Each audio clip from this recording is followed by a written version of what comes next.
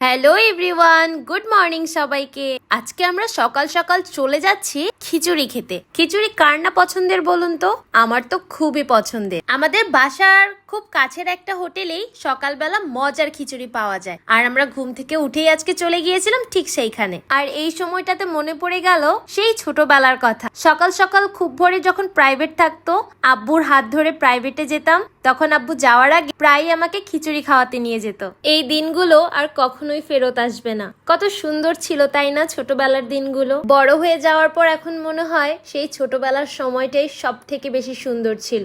এই তো কথা বলতে বলতেই চলে এলো খিচুড়ি। তবে আগের বার যখন এসেছিলাম সাথে অনেক পদের ভর্তা পেয়েছিলাম। আজকে এসে তেমন কিছুই পেলাম না, শুধু আলু ভর্তা সাথে পেঁয়াজ মরিচের ভর্তা পেয়েছি। তবে খিচুড়িটা খেতে কিন্তু অনেক বেশি ভালো লাগে। খিচুড়ির সাথে যদি কয়েক পদের ভর্তা না হয় তাহলে আসলে খিচুড়িটা ঠিক জমে না। তবে যতটুকু পেয়েছি ততটুকুতেই আলহামদুলিল্লাহ